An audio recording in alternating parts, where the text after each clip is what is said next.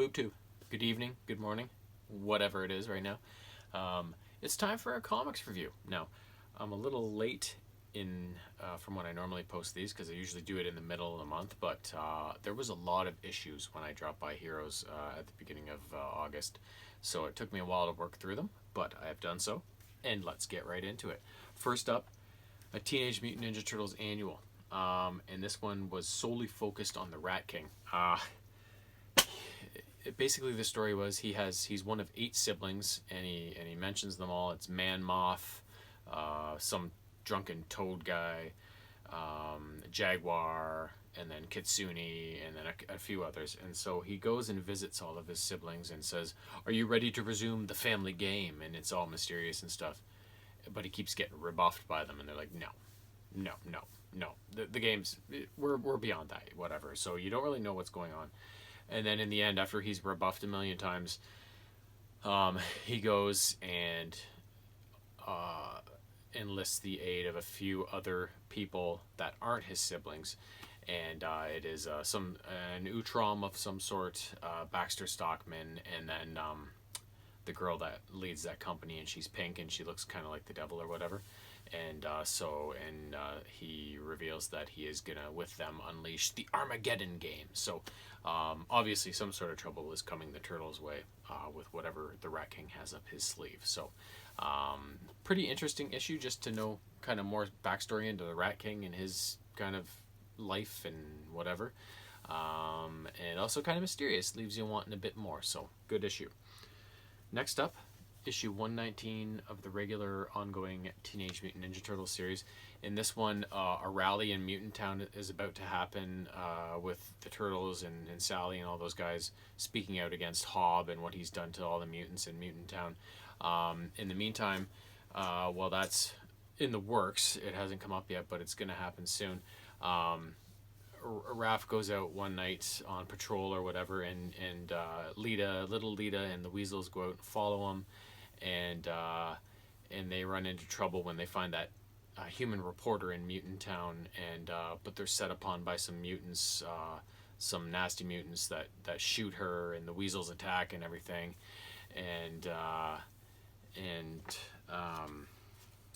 yeah, what else happens there? And then finally I think that's all that happens until it doesn't really say if she dies or if they rescue her or what, so I think that's going to be happening in the next issue. But anyways, as the issue moves on, the rally starts, and the Turtles and stuff are on patrol to watch out for any trouble, and they find a bunch of snipers on the rooftops, and they start firing, and there's also a bunch of enforcers on the march towards the rally, which Hobbs says he didn't order, so he's telling them to stand down and stuff. But the Turtles go and try and get all of their friends out of there, but they're like, you know what, this is what you've been training us for, just such a situation, let us go. So it's like these two parties coming together, the Hobbs enforcers and then the Turtles and all their charges from the dojo that are coming together into this big group fight right at the end of the issue. So the next one should be explosive.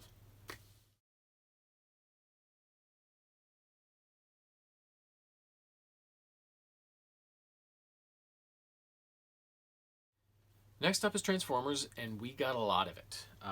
First up is the 4th and final issue in the Transformers My Little Pony team up of the Magic of Cybertron series. So in this one, it starts off with the little pony that can't really do much, Spike, talking with Grimlock and the Dinobots, and they're like, well, what can you do? And Spike's like, I can't really do anything, but then they kind of build Spike up a bit and help him gain some confidence as they fight off Superion, who is under Sombra's control, mind control, and so they all have to fight him off and stuff. And then the scene shifts back to the main storyline where all the Transformers and ponies under King Sombra's control are being fought by the ones that are still free. And so in the end, Megatron and Prime have to team up with their forces to end King Sombra's reign and get everybody back to normal and go their separate ways until next time, sort of thing. So also 4th and final issue of the Transformers Back to the Future team up. So in this one, as we left off in the last issue, the clock tower had transformed into this big robot and was just too powerful for the Autobots and Marty and Doc. So they send Marty back to the future, and he goes back to that first fateful day when Rumble finds the time machine and takes off and starts the whole sequence of events. So Marty goes back in time to prevent Rumble from doing that, and in doing so, making none of those events happen. The clock tower doesn't come alive and all that stuff. So so it all ends fairly happily, and Marty in the end gets a pickup truck like he does in the movie. You can see it right there. But look at what the hood ornament is, a Decepticon symbol. So I don't know if they're done with this, or if they're going to revive it in a new kind of series. I hope they do, because I love it. Next up, a new series for Transformers, #1 of King Grimlock.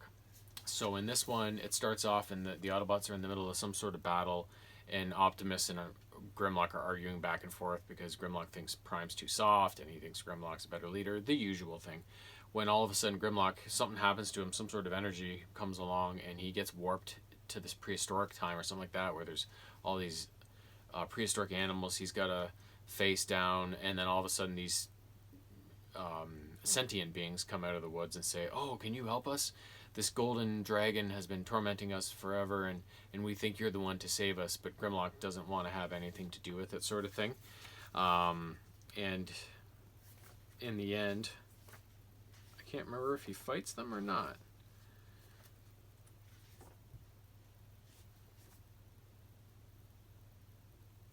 Yeah, in the end, I think they're still trying to convince him, but he hasn't really given them a committed answer yet. But right now, it looks like he's not going to help them, sort of thing. But interesting storyline.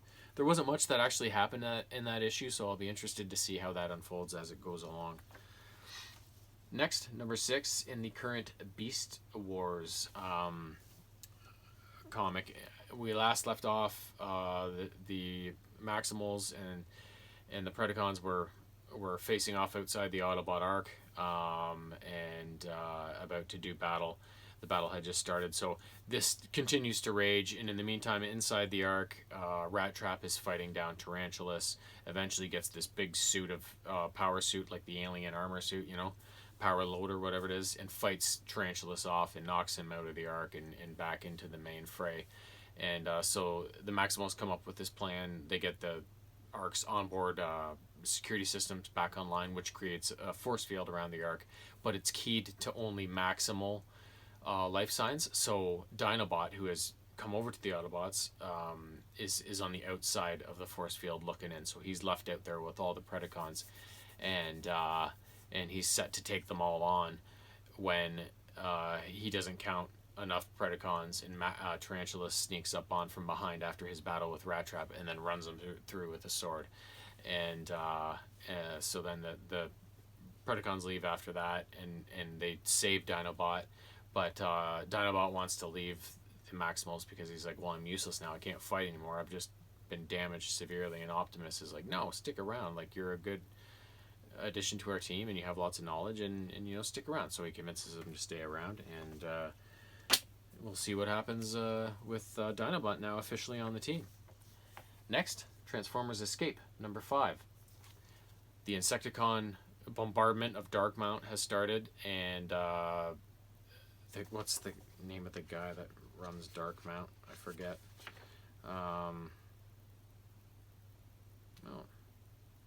Straxus, that's who it is. He makes the decision to send the 2 Arks that he's got fully loaded with his charges up into the air, leaving all the Autobots and other alien life forms on the ground to the fate of the Insecticon invasion. So Atlas is in the fray, dicing up Insecticons, and in the end, one of the Arks that took off gets blown up, so Straxus doesn't get away scot-free like he was hoping to. And in the meantime, the Autobots left on the ground are forced to fight off all the Insecticons, and they eventually do so with the help from some new tech. And in the end, there's 1 Ark left over, so they load that up and start the process of taking off from Cybertron themselves.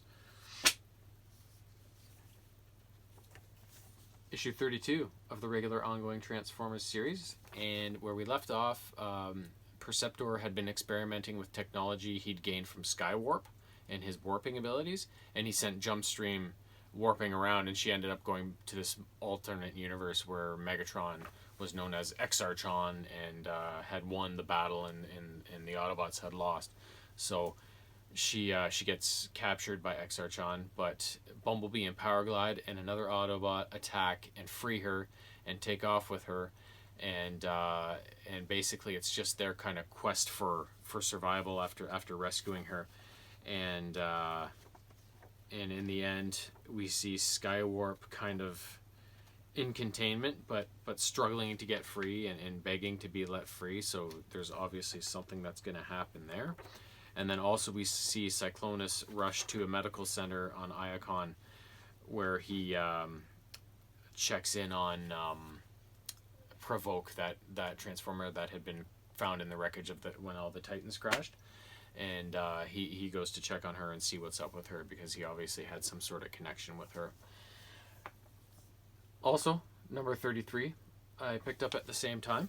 And in this one, it starts off Six Shot and all of his followers are at their facility, wherever they hang out.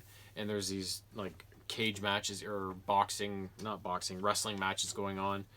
And Swindle, in the meantime, is trying to talk to Six Shot about something, and make some sort of deal, as Swindle is always trying to do. And he has recently freed Bumblebee from prison, and Trick Diamond is the other person that's in their little party. And they start talking about Bumblebee being a mentor when he lost his charge, and he got murdered, and that's affected Bumblebee very negatively, and that's why he was eventually sent to prison with the way he reacted with everything. So he talks to Trick Diamond, who once had a mentor who perished, and so they share stories and stuff like that. And then eventually we see Skywarp start warping around, and he's on the move, and he's up to something. And Swindle also tells Bumblebee that Alita 1 is in prison at the Senate, or wherever she is, and so Bumblebee wants to go rescue her, so they mount a mission to do so with the help from some new other Transformers. And Bumblebee keeps mentioning Barricade. He wants a shot at Barricade. So I'm not sure what Barricade did, I don't remember, but Barricade is actually at the place where Alita 1's being held, so Bumblebee finally gets to confront Barricade and take care of whatever's going on there, right? And in the end we see Skywarp show up and talk to a Decepticon and say, take me to your leader. So he's obviously up to something after breaking his containment, and can't wait to see what, because there's so much. I like Skywarp. He's my favorite of the Seekers. And he gets so rarely featured in anything. So, and he's got such a cool ability with that warp capacity. So the fact that he's factored into this storyline so much is really cool, and I can't wait to see how it continues on and how else he's featured in this storyline.